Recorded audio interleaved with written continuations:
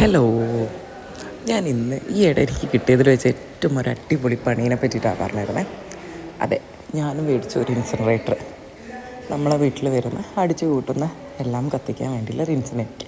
പ്രത്യേകിച്ച് ഞാൻ എടുത്ത് പറയുകയാണെങ്കിൽ പ്ലാസ്റ്റിക് ഒന്നും കത്തിച്ചിട്ടുമില്ല, കത്തിക്കുന്നുമില്ല. അതൊക്കെ വ്യക്തമായി ഹരിതകർമ്മസേനയ്ക്ക് കൊടുത്തതിന് ശേഷമാണ് നമ്മൾ ഇൻസിനറേറ്റേഴ്സ് മേടിക്കുന്നത്. പക്ഷേ നമുക്കിതിൽ എവിടെ പ്രശ്നം വന്നതെന്ന് വെച്ചാൽ, നമ്മുടെ നിയർ ബൈ ഒരു ടീം നമുക്കിതിൻ്റെ മുകളിൽ കംപ്ലയിൻറ്റ് കൊടുത്തു.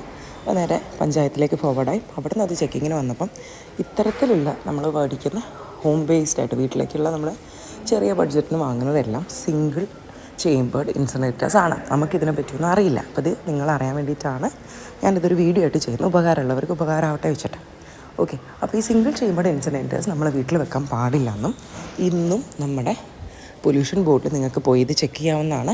നിയമപരമായിട്ട് ഡബിൾ ചേമ്പേർഡ് ഇൻസിനറേറ്റേഴ്സേ വെക്കാൻ പാടുള്ളൂ. ഡബിൾ ചേമ്പേർഡ് എന്ന് പറയുമ്പോൾ ഏകദേശം 2-2.5 ലക്ഷം രൂപയുടെ മുകളിലേക്കുള്ളത് മാത്രമേ നമുക്ക് വീട്ടിലോ അല്ലെങ്കിൽ മറ്റ് ആവശ്യങ്ങൾക്കോ, നമുക്ക് സ്കൂളായിക്കോട്ടെ എന്ത് കാറ്റഗറിയിലും വെക്കാൻ പാടുള്ളൂ. അല്ലാത്തത് വെച്ചാൽ നിയമപരമായിട്ട് അത് പ്രശ്നമാണ്. അത് നിങ്ങൾ റിമൂവ് ചെയ്യേണ്ടി വരും. അവിടെ നിങ്ങൾ പ്ലാസ്റ്റിക് കത്തിച്ചിട്ടില്ലെങ്കിൽ നിങ്ങൾക്ക് ഇൻസിനറേറ്റേഴ്സ് റിമൂവ് ചെയ്യാമെന്ന് മാത്രമേ വരുള്ളൂ. പക്ഷേ പ്ലാസ്റ്റിക് കത്തിച്ചാൽ ഇതിൻ്റെ കൂടെ ഫൈനും വരും. ഞങ്ങൾ കത്തിക്കാത്തതുകൊണ്ടും ഹരിതകർമ്മസേനയ്ക്ക് കൃത്യമായി കൊടുത്തതുകൊണ്ടും നമുക്ക് ഫൈനൊന്നും വന്നില്ല. വെച്ച ചേമ്പർ റിമൂവ് ചെയ്യേണ്ടി വന്നു. അപ്പോൾ ഇത് ഞാൻ ഒരുപാട് ഇൻസ്റ്റാഗ്രാമിൽ കണ്ടു. ഞാനും ഇതേപോലെ ഇൻസ്റ്റാഗ്രാമിൽ കണ്ടിട്ട് തന്നെയാണ് വെച്ചത്.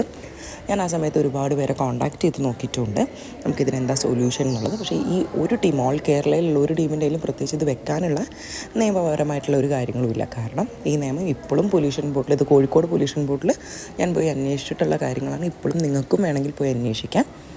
ഓക്കെ, അപ്പോൾ ഇത് നിങ്ങൾക്ക് ഒരു ഇൻഫർമേഷൻ ആവട്ടെ എന്ന് വിചാരിച്ചിട്ടാണ്. ഇത് കമ്പനിയുടെ പ്രശ്നമല്ല.